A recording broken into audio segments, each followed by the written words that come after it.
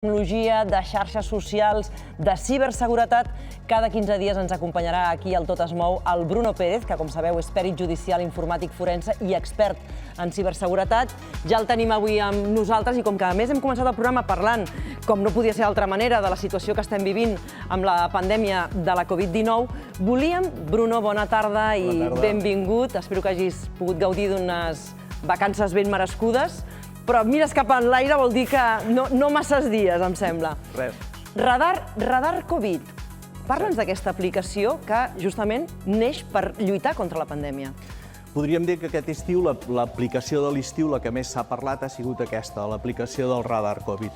En si, Radar Covid és una aplicació que el que fa és et localitza els contactes que han estat un mínim de temps a una certa distància. Vol dir, quantes persones han parlat amb mi més de 5 minuts a una distància inferior d'1,5 metres. Doncs això t'ho localitza, però t'ho fa d'una manera anònima.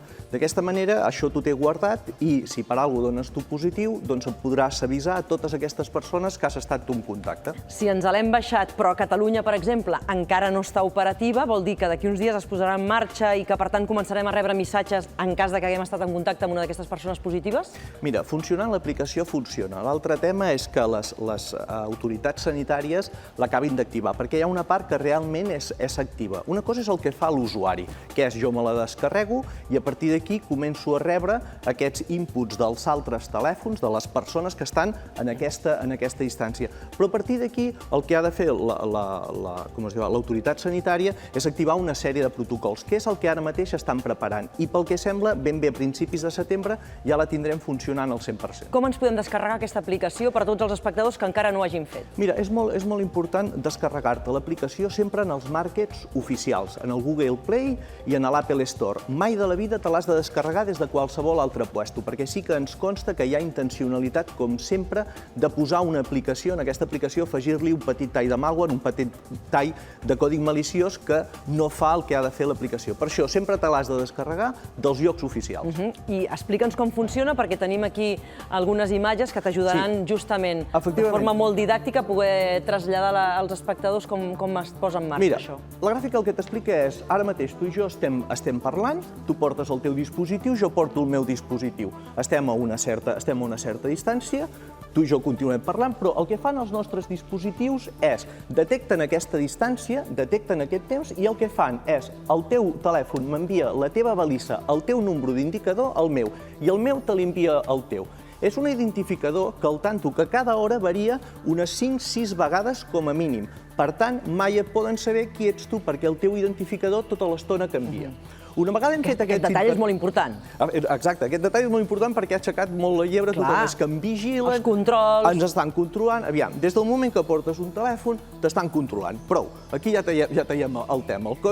L'aplicació aquesta Covid ja t'ho dic que per aquí no t'ho fa. Doncs ja hem fet aquest intercanvi. El teu telèfon guarda la meva clau i el meu guarda la teva clau. Demà jo me'n vaig a fer un PCR, me caso en l'hospedrer i, guaita, don positiu.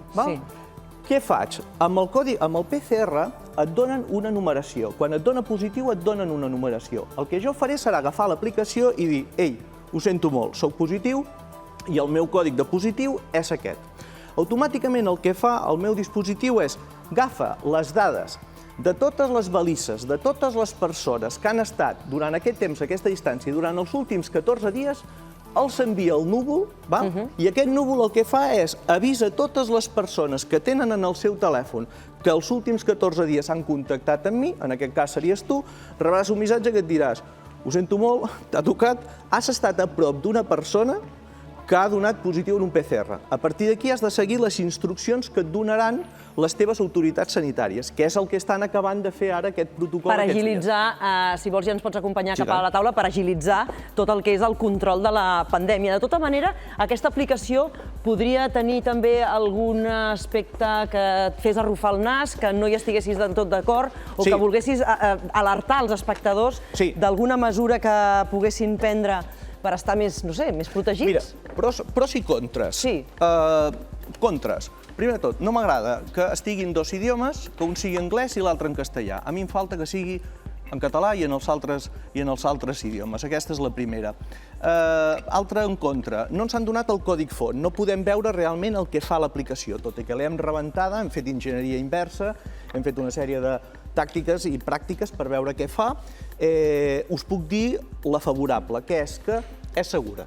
És segura en el sentit que cura molt la teva privacitat. La pregunta del milió és, tu te la portaries? Sí, jo la porto. La portes.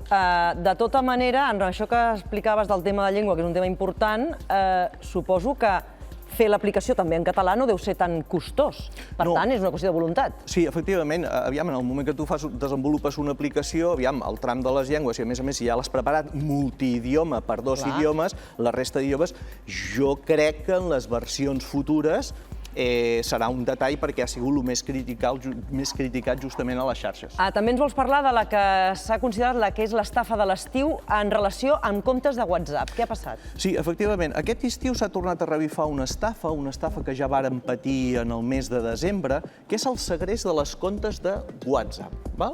Et segresten el compte de manera que perds totalment el control i això el que t'implica és perdre tota aquesta informació que tenies. I com s'ho fan per aconseguir aquesta informació? S'ho fan fent servir enginyeria social, que és que reps un missatge d'un contacte teu, amic teu, per exemple, jo rebo un contacte teu que em dius, Bruno, escolta, que aquests de WhatsApp m'han bloquejat la compte. Busco algú de confiança que rebrà un còdig que me l'has de donar per així verificar que tu i jo som coneguts i me tornaran la meva compte. I jo diria, i tant, jo t'ajudo. Doncs què fa? La persona víctima rep aquest número de confirmació, ell li dona a aquesta altra persona i què t'estan fent? No estan demanant el control de la compte teva, estan demanant el control de la meva compte.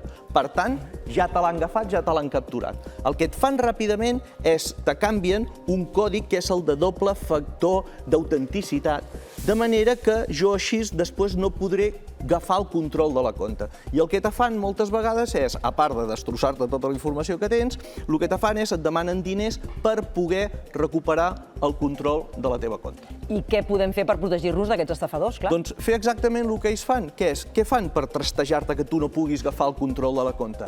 Activen el segon factor d'autenticitat. És molt fàcil, heu d'anar simplement a compte, dintre de compte ja veureu que teniu un lloc on te posa doble factor d'autenticitat. Doncs simplement activeu aquí i poses un altre còdig que només el saps tu, no el saben ni els servidors ni res. De manera que quan el vols tu donar d'alta et dirà sempre doble factor d'autentificació. També t'ho farà cada X temps. Cada X temps rebràs aquest còdig en el teu telèfon que et dirà, escolta, punyetero, ets tu sí o no? Sí, sóc jo. Doble factor d'autentificació. Li tornes a posar el còdig i ja està.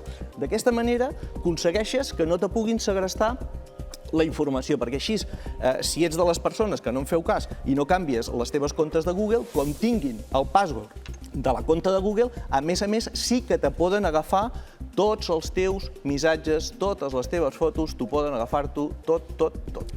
Bé, el Bruno Pérez ens acompanyarà, com dèiem, cada 15 dies i també acabaràs el teu espai donant algun consell al espectador de cara a protegir-nos tots plegats. El consell d'avui, quin seria?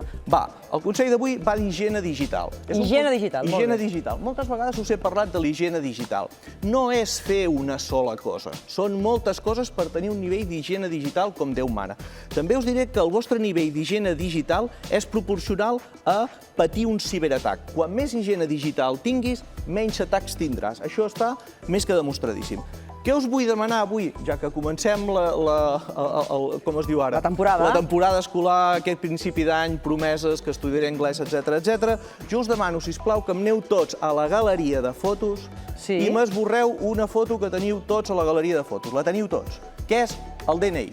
Feu el favor de no tenir a la galeria de fotos... Ai, jo no el tinc, el teniu vosaltres? Mare de Déu, ja et diré, hi ha molta gent que fa, tu que te l'envio, pam, fan foto al DNI, el DNI per davant, el DNI per darrere, aquí hi ha gent que riu, igual amb els passaports i sobretot, per favor, aquesta targeta bancària que teniu, que, escolta, carinyo, agafa'm tu el bitllet d'avió, no, ja te'l passo jo, guita, t'envio la tarja, pim, pam, pum, que no van res. Veig que tots miren en l'aire, van xiulant, és a dir, sí, ells tenen totes les targetes, tots els DNIs, tots els passaports.